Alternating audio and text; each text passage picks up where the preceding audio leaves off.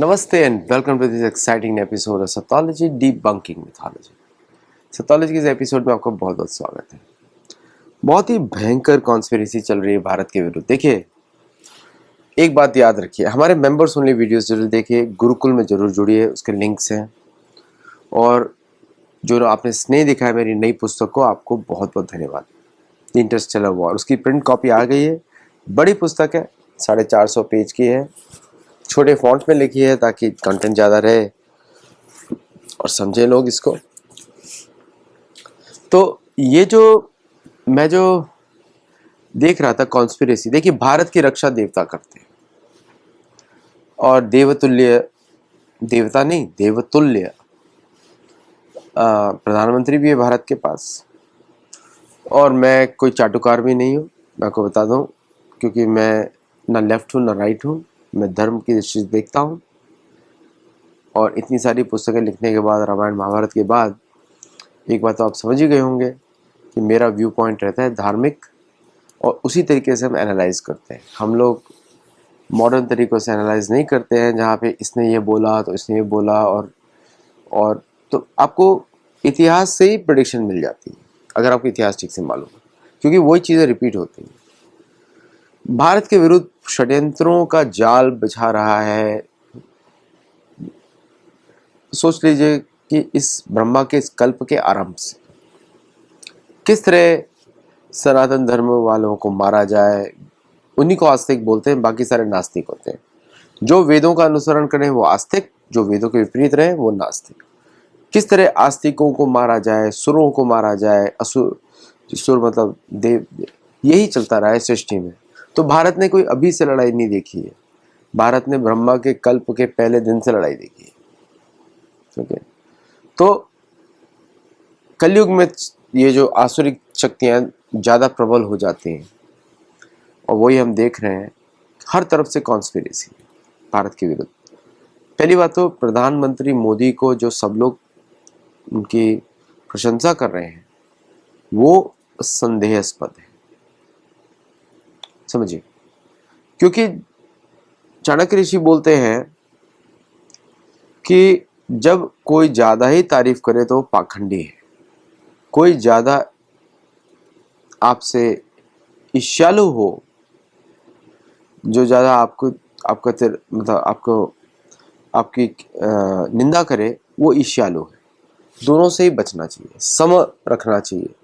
न ज़्यादा किसी का प्रशंसा, न ज़्यादा किसी की के प्रति निंदा करना चाहिए। दोनों के बीच का रहना चाहिए, क्योंकि दोनों ही एक्सट्रीम पोजीशंस हैं। We can not take that, अपने संतुलन के लिए। और जब कोई इस तरह का कोई लोग हों जो सिर्फ क्रिटिसिज्म ही करते रहें, पुरानी चीज़ों में फंसे रहें, तो उन लोगों से दूर रहना चाहिए, क्योंकि वो आपका मानसिक संतुलन बिगाड़ देंगे। अब भारत ने भी यही किया। अमेरिका में ट्रम्प उछल रहे थे, भारत गंदा देश है, भारत मरा हुआ देश है, भारत की मरी हुई इकानमी है। मोदी जी चुप रहे, कुछ बोला ही नहीं, किसी ने भी कुछ नहीं बोला। मालूम है कि मेंटल केस है, ऊपर नीचे होता रहेगा। इसी तरह पाकिस्तान, इसी तरह भारत में भी जो मस्जिदें हैं, सभी लोग, और सीजेआई गवाही, सभी लोग भारत के विरोधी बात करते रहते हैं।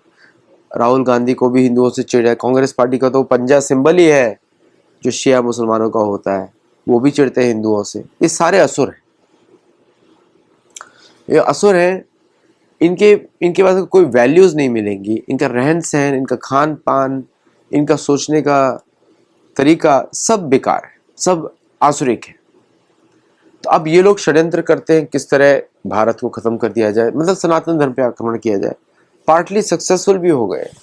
इन्होंने हमारे वर्णाश्रम पे आक्रमण किया, क्योंकि वर्णाश्रम के माध्यम से सनातन धर्म की को समाज में डाला जाता है।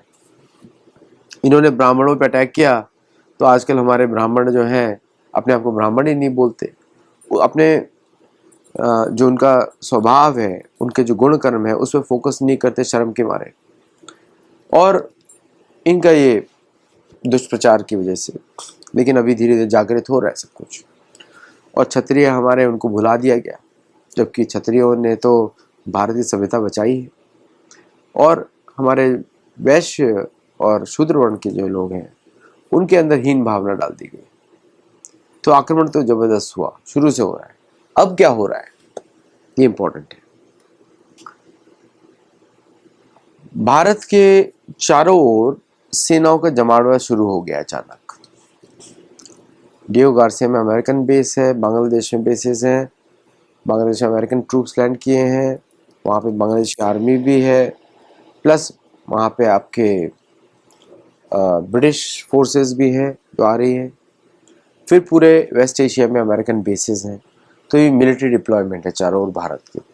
फिर चाइना की सेनाएं हैं, फिर सेंट्रल एशिया में अमेरिकन बेसेस हैं। तो चारों ओर से मिलिट्री बेसेस ने घेरा हुआ है भारत को। भारत के भी कुछ बेसेस हैं सेंट्रल एशिया में, प्लस भारत के एग्रीमेंट्स हैं यूएई के साथ, प्लस भारत के बेसेस हैं सेशल्स में, बर्मा में। तो भारत ने भी तैयारी की हुई है, लेकिन उतनी नहीं करी जितनी लोगों ने करी।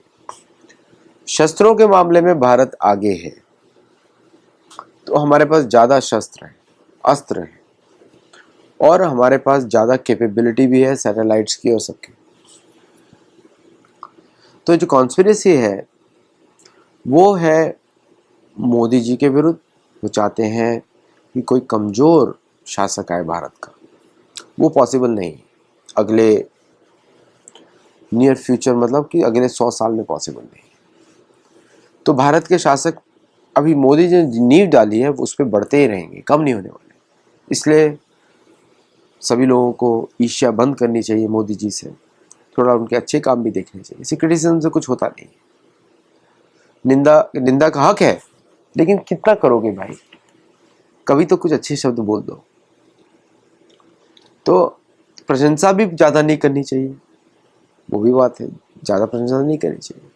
बहुत गलतियां हैं, जैसे कि जो सोशल मीडिया प्लेटफॉर्म पे कंट्रोल नहीं किया, वो सब गलतियां हैं। खुद ने प्रमोट नहीं किया, वो सब भी है।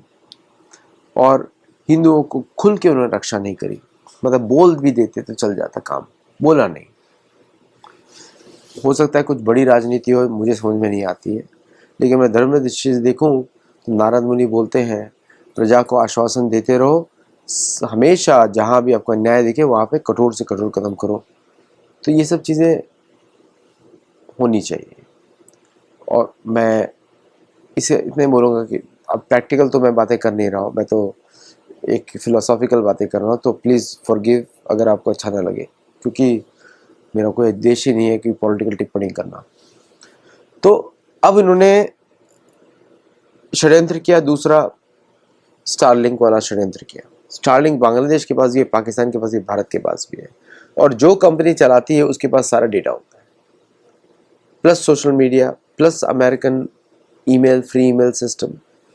मतलब दुनिया में जो भी चीज़ फ्री हो ना, सबसे महंगी होती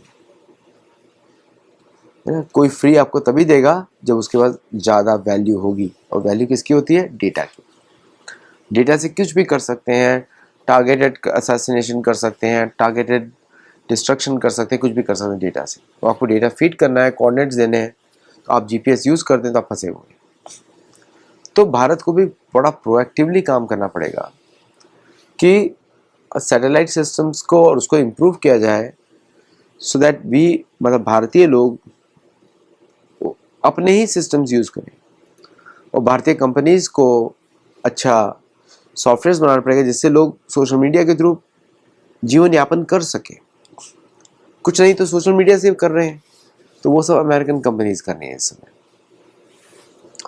तीसरा जो षड्यंत्र है भारत के साथ है, वो है, जो बहुत बड़ा षड्यंत्र है, वो है भारतीय जो जो तेल की कंपनीज हैं उनमें इन्वेस्टमेंट करना, फॉरेन इन्वेस्टमेंट, तेल की कंपनीज, इंफ्रास्ट्रक्चर की कंपनीज, अदर कंपनीज। उससे क्या होगा कि फॉरेन प्रोडक्ट्स बिकेंगे ज़्यादा, और भारतीय इंडस्ट्री को उससे नुकसान होगा।